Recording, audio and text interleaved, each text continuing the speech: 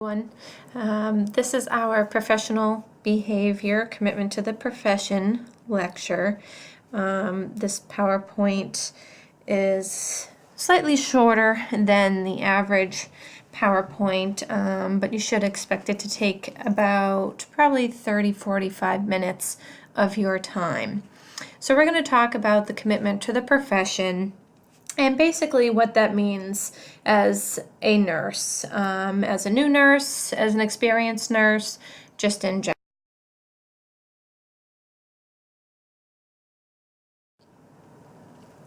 So these are your student learning outcomes, okay? You should be able to differentiate the stages of a career, which we'll discuss when we talk about Patricia Benner. Compare individuals' organizational responsibility for career development, define the role of a career coach, mentor, and peer, discuss Patricia Benner's stages, and also define the role of competency assessment and career development, and sort of start to think about your career plan for the first 5 years of your nursing career. So, professional behavior, the definitions. So these are certainly important to know. So what I like to think is, what is nursing? What words would you use to describe nursing? And a lot of the times, for me, accountability and autonomy pop into my head, because I feel like those two words are so important to what we do in our careers day in and day out. So accountability is simply meaning that we are held accountable for the care that we're delivering to our patients, that our patients have full trust in us, and that we are competent in the skills that we are performing, the assessment skills, maybe the tasks we're performing, addressing change, whatever it may be, that we are held accountable for basically knowing what we're doing and providing safe care. So basically, with the definition, as you can see there, an obligation or willingness to accept responsibility or to account for one's actions. And then autonomy is basically the drive that we have as nurses to improve our skill set. So this should be ongoing, kind of like ongoing education, continuing education, something that we will be doing for the rest of our nursing careers. So our knowledge and expertise should always be improved upon. We should always be staying competent with the most recent evidence-based practice, knowing what the current research is recommending in order for us to provide the best care possible to our patients. So autonomy, with its definition, just means self-determination and being independent and self-governing. Again, that we are striving to improve our work ethic, our skill sets, that we are competent in the care that we are going to deliver to our patients. Definitions that are extremely important to know. Altruism, so it's the concern for the welfare and well-being of others. So some examples of altruism would be something along the lines of advocating for our patients. Advocation is another huge word that goes along with nursing. Also, taking risks on behalf of patients and colleagues, meaning that we are not afraid to advocate for them, even though it could possibly result in maybe an altercation or argument between the provider and the nurse. You really care for the well-being of the patient, and you're determined to do what is right by them.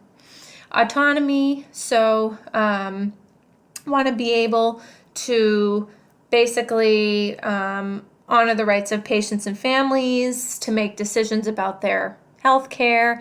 Again, self-determination, so this can be for both the nursing profession, in itself, or it could be for the patients. Patients have autonomy, the right to autonomy as well. Human dignity, so it's the respect for individuals and all populations.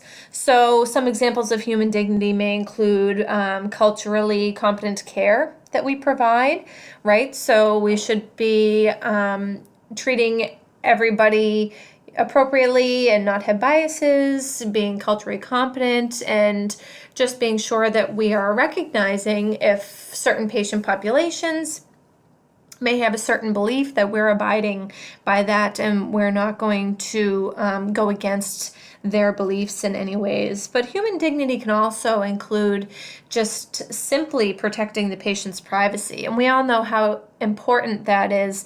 You've heard it probably more than 1,000,000 times throughout your,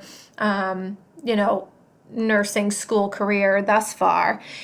So that's, adhering to all of our HIPAA rules, not violating patients' privacy and confidentiality. Okay, integrity is another important word. So basically acting in accordance with an appropriate code of ethics. So later on in the semester, we'll talk more about the code of ethics and what is expected of nurses, and how we practice and sort of what guides us to practice ethically. But some examples of integrity are providing honest information to our patients, documenting accurately and honestly, seek to, remediate any errors that may have occurred. You don't hide your errors, so you have to be ethically responsible and report errors when they do occur, and also just being accountable for all of your actions. And then social justice. So that is upholding the moral, legal, and humanistic principles of the nursing profession. So some examples of that would just being, being sure that you're treating everybody fairly. Again, sort of like that bias, discrimination, there should be none of that. Everybody's treated, competently, fairly, and non-discriminatory. So also, social justice can include things like promoting universal access to health care, and also encouraging legislation and policy changes if there is a need for that. So that could include things like, I know, for instance, in my current workplace, with the MNA union, a lot of nurses have been really challenging legislature to make change for the nurse to patient ratio. And a few years back, we were able to, as a union, the MNA, bring enough petitions forward and push for safe patient limits in intensive care units. So a law was actually passed that in the intensive care unit, nurses may not take over 2 patients, okay? And sometimes it may even just be 1 patient, depending on how sick a patient and unstable they may be. So that was a law that was really found to be needed. It was really enforced by nurses. It was all of nurses' hard work and getting all the petitions signed and everything that made that change happen. And I know now the MNA is in the process of trying to do the same thing for other areas in the hospital as well. So that's part of our responsibility, is to be involved in changes that are going to benefit our patients, and provide the best care to our patients. So if you do see people out there trying to get petitions signed, keep that in mind, because it could affect you on your medical floors, in the ORs, emergency rooms, wherever you are. Stages of the nursing career. So according to theorist Patricia Benner, there are 5 stages. So the novice stage is sort of your beginner stage. So that would be a new nurse, new graduate nurse. So in this stage, you have no experience in situations where there are expected to perform. So when you go on to that new unit that you're going to be starting on, wherever it is, all of that and all those new tasks and all of the situations you're going to encounter are going to be completely new to you. So you're going to, maybe not have a lot of confidence in your, skills, because you're really just in that beginner stage trying to get yourself to feel competent with your skills, your assessment skills, your tasks that you're performing. So you kind of have someone to sort of look after you, like whether it be someone who is orienting you, or, someone who's kind of watching over you while you get used to the floor that you're working on. They're there to sort of support you and help you to gain the confidence in order to take care of patients safely and, in the best way that you can. So novice is the beginner stage. All right, so advanced beginner is when nurses start to feel a little bit more comfortable in the work that they're doing. They're able to perform adequately all the skills that they need to take care of their patients. They have some prior experience with certain situations. So, maybe after a few months to a year on a specific floor that you've been working on, you've had some experience with emergent patient situations, and you can kind of reflect on those. So you're not 100% confident at this point, but you know that you have handled these situations before, so you have an idea of how to react in situations, and you can build on your previous experiences to further your confidence and competency with your nursing care. So that's advanced beginner. So with a competent nurse, this is sort of the middle way nurse. So typically these nurses have been working about 2 to 3 years. They are efficient in their care. They can coordinate their care.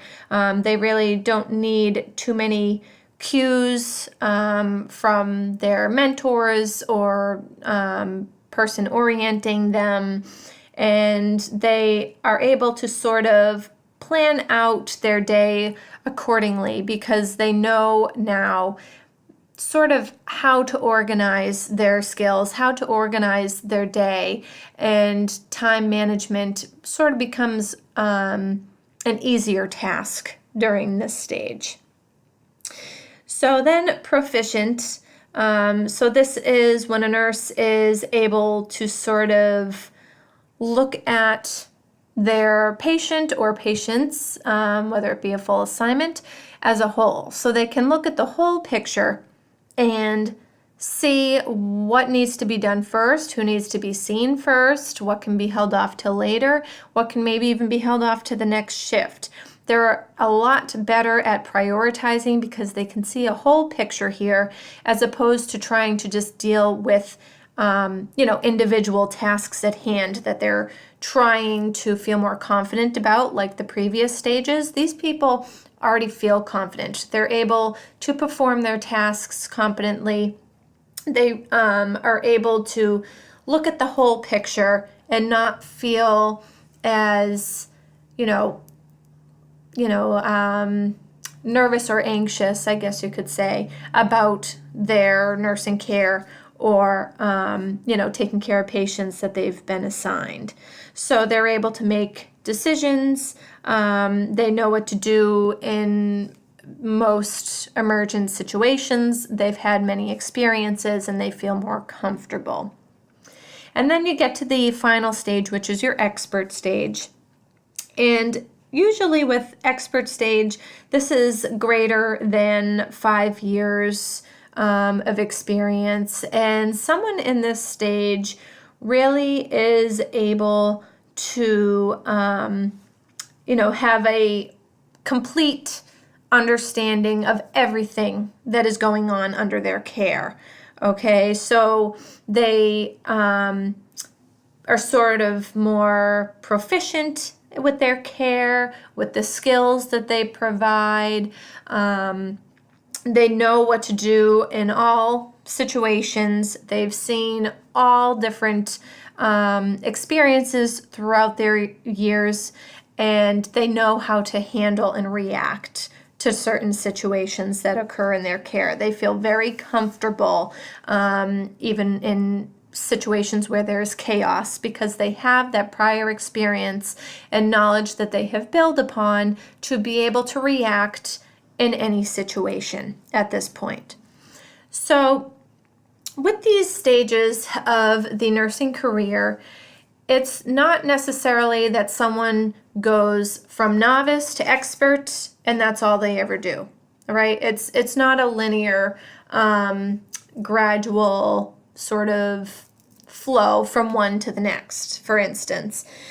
What I mean by that is when I started out on a medical surgical floor as a new nurse, I was a novice at that point. I gained some experience over the course of about a year, so you could possibly say that I moved on to advanced beginner on the medical surgical floor. And then after that year, an opportunity arose in the intensive care unit that I accepted a position down there. So when I went to the intensive care unit, I kind of had to bounce back to that novice role because this was a new environment for me. I had to sort of learn new skills, new ways of prioritizing. I basically had to sort of start all over and really think through each task. And I did have my mentor with me. In an intensive care unit, it was for a period of 3 months. So I had her with me to sort of encourage me through caring for my patients and starting to feel more comfortable and confident caring for my patients. And eventually, by now, I have been in the intensive care unit for over 5 years. I feel very proficient in all of my tasks and skill sets that I have gained throughout these years. So you're not necessarily always going to go in a, sort of, what's the word I'm looking for? Sort of like one-way direction with these stages of a nursing career. You can bounce back anytime that you move to new areas in a hospital or maybe a completely new facility that you're not familiar with, or maybe you just pick up a whole new task that you haven't done before or skill set. Maybe you've been working as a nurse for 2 or 3 years, but you've never inserted a IV catheter. And now you're going to learn how to put in IV catheters. You're going to be a novice in the aspect of putting in IV catheters, if that makes sense. Okay, so novice nurses also tend to receive lateral workplace violence as well. They're a little bit higher risk for that. And that's something I always like to mention because as a nurse and just personally as myself, just the way that I feel in general is when someone's trying to learn something new and really become proficient and confident and competent in their skills, especially when it has to do with someone's life in their hands, it just boggles my mind that some of the more experienced nurses might pick on those novice nurses or give them hard times because they expect the novice to know everything. Oh, you should know that. Oh, you don't know that by now? How come you don't know that? So there is a risk for lateral workplace violence with novice nurses. And I always like to mention it because it really is prominent. It happens, it is seen in every workplace, and it's something to be aware of. And it's something I like to mention simply for the fact of someday when you have progressed on to, the competent nurse, proficient, or expert nurse, that you always keep those new novice nurses in the back of your mind that you were there once in their shoes too. It's always a priority for me to assist anybody who is around me that may not really know the task at hand or feel comfortable doing something. I always take it upon myself, if it is something that I am proficient in, to educate them and take the moment to let this be a learning experience for them as opposed to, reprimanding them or telling them, well, you should know this or you should go look this up. I've been in many situations, even code situations or rapid response situations where being the ICU nurse responding to the emergent situation at hand, some of the nurses may not have been in that situation before. So some of the nurses on the medical floor may need a little bit of guidance during those situations because they haven't had the experience of prioritizing care in those really fast-paced, emergent scenarios. So I always do take the time and be sure that even though I am constantly observing the critical needs of the patient during situations like that, I take the extra 10 seconds, 30 seconds to explain to a nurse who may be trying to, put a certain medication in an IV bag, trying to mix an IV bag. I take that moment and help them. Okay, so if it's not going to harm the patient or prolong or, sort of obstruct providing care to the patient, that's where I think of this is someone who could learn from this, a novice in this situation, and being the proficient or expert nurse, I should be the one to help them. So I always really like to mention that to all the students because I think it's so important for each and every one of you to sort of keep that in the back of your mind as you go through your nursing career. Okay, so those are the stages from Patricia Benner. Patricia Benner, nursing care model. She truly believed that creating a climate for establishing commitment to healing was extremely important for patients, providing just the simple comfort measures, pre-sensing, so that's just being present or influencing those around us, maximizing the patient's participation and control. So again, that brings us back to the patient's own autonomy to make their own decisions, providing them the opportunity to do so. Also, just really being aware of pain and selecting the appropriate strategies for pain management and control, providing comfort through caring touch, and also providing emotional and informational support to families and patients as well, and supporting them emotionally and through, their developmental changes as well.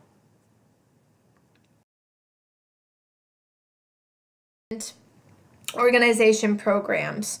So leadership roles and management roles tend to be a little bit different. Okay, leadership roles, typically leaders are more self-aware of their personal values that influence those around them for career development. Okay, leaders encourage employees to take responsibility for their own career planning. Okay, they don't set up a 5-year plan for you and say, here you go, this is what you need to do. They want you to take responsibility and find what's best for you. They encourage future leaders, the development of, future leadership qualities. They have genuine interest in career development for nurses. They encourage and support development of career paths within and outside of an organization. So they're not only trying to benefit you simply for the fact that you're within their organization. They want you to grow professionally because they actually really care about your personal and professional growth as a human being and as a nurse. They also act as role models for continued professional development. I know, for instance, one of my coworkers where I work, she is the clinical nurse specialist for the intensive care unit.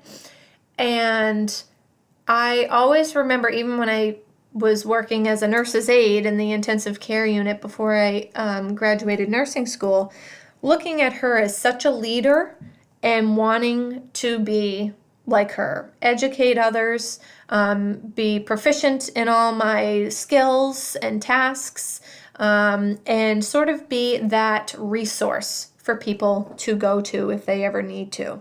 So she was sort of like my role model that really, to me, defined who a leader is and what they act like. Leaders also support new graduate nurses and transmission through practice. So they really encourage positive role modeling, nurse residencies. You may hear of those like internships and things. Sometimes Mass General will have those, and other Boston hospitals for new nurses. It's like a 6-month program or a 12-month program to get you sort of familiar with the hospital and with the unit that you'll be working on. And then leaders also really promote lifelong learning as a professional expectation and responsibility. So they really value the fact that nurses should be continually educating themselves and staying up to date with evidence-based practice. And then the other side of this is management roles. So they're somewhat similar in a way to leaders, except that management tends to be a little bit more by the books and sort of driven to, complete tasks and reach benchmarks, etc., because it is what it is expected of them through the organization. So the difference, if you didn't catch it there, is leadership is more like self-aware. It comes from within the person. The person themselves really wants to benefit other people, make change, and, promote lifelong learning because they feel it's important and truly believe in it. And the difference is management is more so a feeling of this is what is expected of this organization, therefore this is what our goal is. Okay, so it's a little bit more driven by the organization itself, or, management above the nurse manager, meaning like your chief nursing officers or presidents of facilities and things like that. So with management roles, they tend to develop policies for career development, which basically sort of outlines what is expected for career development within a facility or organization. They also provide fiscal resources and release time for subordinate training and education. So they're on the fiscal side of things. They deal with the budgets and what they can afford for career development programs for, say, new graduate nurses, or maybe it's telemetry nurses, educational sort of, what's the word I'm looking for? Programs, I guess, for people who work within that organization. So they sort of oversee the budgets and how they can put together certain programs in order to train new nurses or tele-nurses or whatever it may be. Managers also use planned system, short-term and long-term coaching for career development and document all coaching efforts.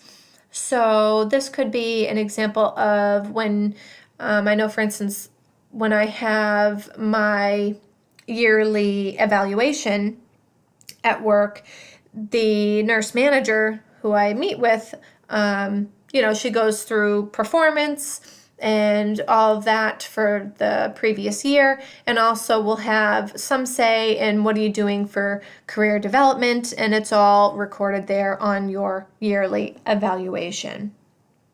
Managers also tend to view transition to practice programs as an investment strategy to try to mitigate like nurse turnover and promote employee satisfaction. So they may create those programs, like I was saying a little bit ago, for telemetry nurses, for instance, have like an EKG workshop or program or conference, whatever it may be. And they use that to try to help the nurses feel more confident and competent in their care.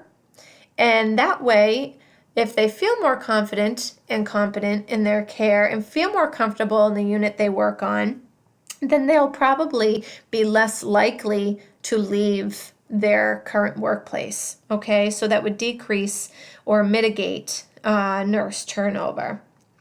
So managers also attempt to match position openings with employees who are capable of performing the skills and tasks that are needed. So think of when you're being hired for a new job and you have to meet with the nurse manager. They want to know what your skills are, what experiences you have, because they want to best match you to an opportunity that is going to fit your level of competency. Okay, so they sort of assess your ability to carry out the job. Okay. So organizations have career development programs, and they vary. Every organization is going to be a little bit different. Like I had mentioned previously, sometimes you hear of the internships for new nurses, new graduates, those sort of programs. But they're really built and developed to help reduce any employee dissatisfaction, employee turnover. They want employees to feel like they're being supported, that they are competent in the area that they work in, that they know how to manage and handle tasks at hand. Okay, so they help to reduce employee turnover. They also provide equal employment opportunities for people, improve the use of personnel, the quality of work life, like I've mentioned. And also sometimes it can even improve the competitiveness of the organization. So sometimes during nursing shortages, a recognized program of career development can be the deciding factor for a nurse selecting a position. You know, if a nurse is trying to get into a certain organization and they know they're going to have this wonderful, well-supported orientation, that they're really going to feel 100% ready to take on their job at the end of orientation, they're more likely to choose that job, okay? Because they know that it's going to benefit them and help them grow personally and professionally. So career development programs can also be used when new skills are required for nurses. So that's like, you know, telemetry nursing, like I mentioned. Someone who's maybe new to telemetry may go to the EKG class, or someone that needs to learn how to put in IV catheters, whatever it may be. Sometimes they have different programs or workshops that are available for nurses to attend. And then also these career development programs really is based around the evidence, right?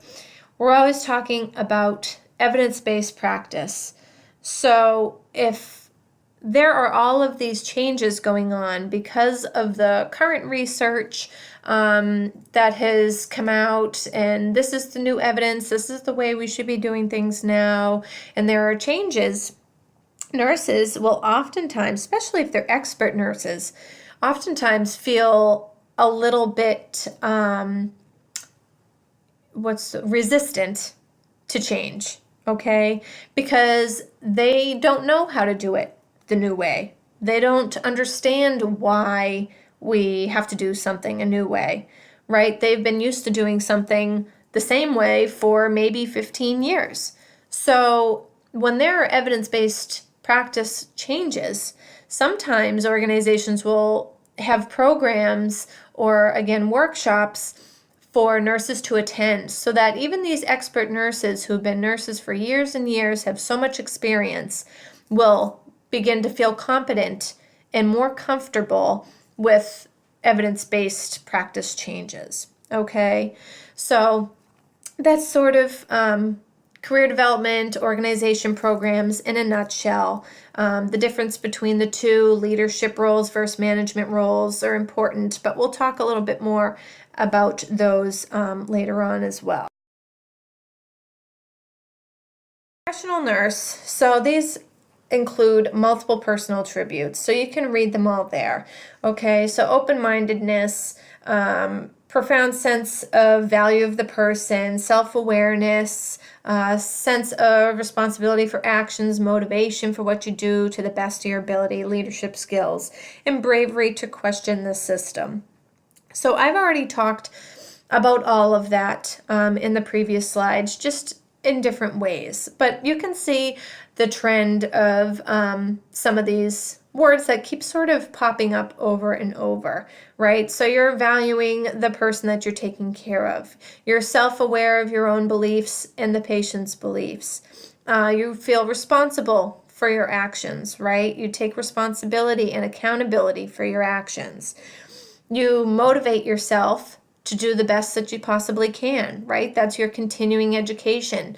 Commitment to the profession. You want to continuously be learning, lifelong learning. Leadership skills. Again, we'll discuss those a little bit more in a little while. But I discussed some of the sort of like top leadership skills or tributes previously when I mentioned that they really their drive comes within themselves. They personally just really want to help others and lead others to, professional and personal growth, lifelong learning, etc. Bravery to question the system. So remember earlier when I had mentioned, being, when you're advocating for patients, that you sort of don't hold back from advocating for them just because it may cause, an argument between the care provider and yourself, right? So you kind of take a little bit of a risk on behalf of your patients and colleagues to question something that you maybe know that a patient does not believe in or does not want. If a physician is ordering something for a patient and that patient did not want that type of treatment, you have to sort of be brave enough to speak up and say, okay, this isn't what the patient wants. We shouldn't be doing this. We should respect the patient's wishes, etc. But even more so at an organizational level, if you feel in any instance that you are unable to care for your patients safely, provide quality care because of your environment that you work on, that's another instance where you need to be sort of brave in your own sense and take the risk and say something. If the system around you is failing and not working, then that is up to you as a professional nurse to recognize that and take a step forward to say, what can we do to improve? What can we do to improve this unit or the system overall, the whole organization, if something's wrong, globally within the organization? So it's up to the nurse to be able to advocate and voice our concerns, okay? And then with CUSIN qualities, so that is quality and safety education for nurses. So that is something you should also be familiar with. It includes patient-centered care, teamwork, collaboration, evidence-based practice, quality improvement, safety, informatics. Okay, you'll be hearing a lot about that throughout your nursing career. You've probably heard a lot about it already just through your nursing school. And you'll also have another class with quality and safety concepts that you'll discuss it even further. Professional nurse, there is differences between critical thinking, clinical reasoning, and clinical judgment. So critical thinking includes reasoning both outside and inside the clinical setting. And critical reasoning is referring to ways of thinking about patient care issues. And then there's clinical judgment, which refers to the outcome of the critical thinking or reasoning. So clinical reasoning and clinical judgment are key pieces of critical thinking in nursing. And a lot of the times we hear critical thinking, critical thinking, critical thinking, right? You feel like that's probably all you've heard through your nursing school so far. Well, clinical reasoning is becoming an even more popular term because as professional nurses, we are expected to think about patient care issues as a whole and sort of prevent things before they happen, right? So you need to be able to, think about your patient care issues, know how to prioritize them. It's sort of just a higher level of thinking that is expected for the professional nurse. So, as professional nurses, we should always be recognizing the purpose of our thinking. Why are we thinking of this? Why are we doing this for our patients? Adequacy of our knowledge, meaning that we need to be sure that our decisions and our knowledge is current in terms of evidence-based. We should be able to recognize any potential problems that could happen in situations or for certain patients. We should also be able to identify resources that we can utilize to look up evidence-based practices. So, for instance, maybe utilizing CINAHL, the big database for research, and also being able to critique our judgment and decisions. So looking back and sort of, in a way, evaluating, okay? For nursing practice, we have the ANA, Standards of Nursing Practice. We have Standards of Professional Performance and Nurse Practice Acts, okay? So these standards of practice basically are sort of like the key steps that are involved in caring for our patients. Okay, it's sort of like what we are expected to do. Standards of professional performance would include concepts that the nurse integrates into their role as a professional nurse. Okay, so it is basically expected of nurses that we follow the standards of practice, such as we assess, diagnose, like sort of like the ADPI that you always hear about through nursing school. Assess, you diagnose, you're going to identify outcomes, you're going to plan, implement, okay, coordinate care for your patients, and also evaluate the outcomes as well.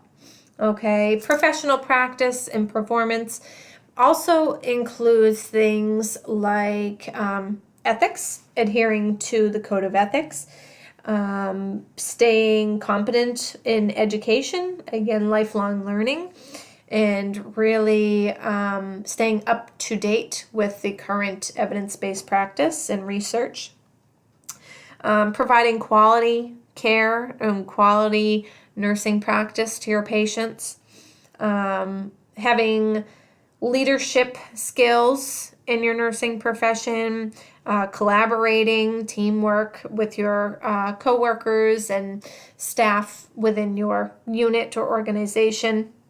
Okay.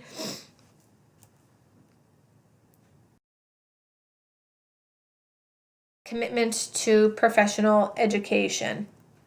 So, educational preparation for nursing, we have many different ways that we can go about it. You guys are in your ADN program now, which is absolutely fantastic. But we always like to talk about the commitment to furthering your education as well. So we would love to see all of you go on for at least your bachelor's degree, and if not, even go further to your graduate degree, right? I obtained my bachelor's degree after high school at Curry College, and then a year after I had completed undergraduate, I ended up going back to Curry for my master's as well. And that's probably one of the best things that I've ever done because it allows me so many options to further my career and my profession. So I don't think it's the end of the road for me yet. I've always been one to enjoy education. So my plan, I know for myself, which no longer is really within the 5-year plan from graduating undergrad, but I know in the back of my mind that my absolute number one goal is to achieve my doctorate degree. So I already have that mindset, and I have had it for years. So I started out with the master's, completed that, and now I'm giving myself some time to gain experience, right? Try different career paths, such as, right now as a nursing educator, instructor for Labouré, and also staying current with my bedside skills as well. I still work in the intensive care unit on a per diem basis because I want to gain that experience and really have a lot of knowledge behind me before I take that next step to doctorate level. So that's something that is so important for all of you to think about is where do you want to be in 5 years? Where do you want to be in 10 years? What education goals do you have for yourself? Maybe you go on to get your bachelor degree and then you decide to obtain certificates such as more specifically like wound care and you want to be certified as a wound nurse. Things like that. Always have goals for yourself that you can really strive to achieve. And that is probably some of the biggest advice that I could give because it is some advice that I also received in nursing school. And it's one thing that sticks with me to this day. I'm still reaching for that goal of my doctorate degree. So really commit yourself because there is always something to learn in our profession as nurses. So lifelong learning should be, sort of at the top of your list somehow, and really just strive to be the most competent nurse that you possibly can be. A little chart that I wanted to include because I found it so interesting that the demand for nurses is expected to rapidly increase over the next several years. And you can see that the supply is not nearly as high as the demand. So nurses are always in demand. And that's another aspect of our professional nursing, tributes is to sort of advocate for ourselves, for the profession as a whole, that nurses are in demand and that healthcare is not going anywhere.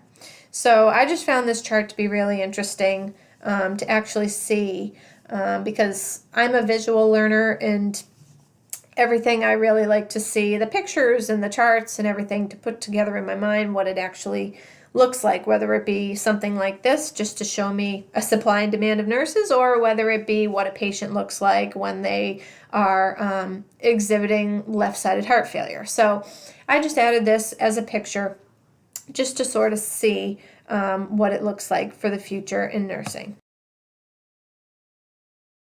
So there are all different settings. You're probably very well aware of them all, but again, just a chart to see that the majority of nurses end up in general med-surg hospitals. So that is the majority, but there are plenty other options out there too.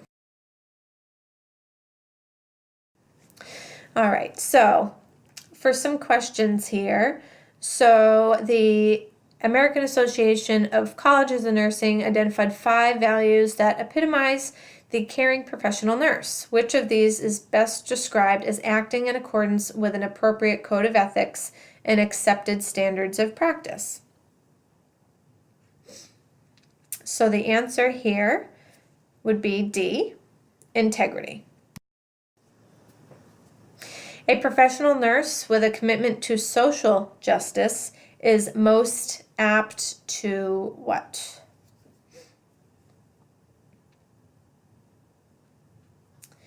So social justice would promote universal access to health care. So that means everybody is able to receive the same health care as another person. No biases, no discrimination amongst anybody. Professional nurse committed to the principle of autonomy would be careful to what?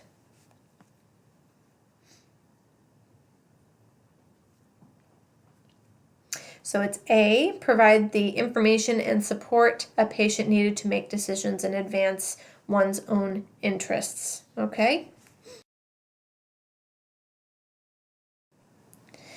So career plans are about where you are today and, more importantly, where you are going tomorrow. So I love that quote simply because of, like I said, I truly believe in setting yourself lifelong learning goals and sticking to them. Set up your goals. We'll talk more about it in class and kind of do a few activities to discuss it a little bit further. And also we'll go over some of the key points from this lecture as well. All right, so thank you very much. If you have any questions, please feel free to reach out to me. Okay? Bye.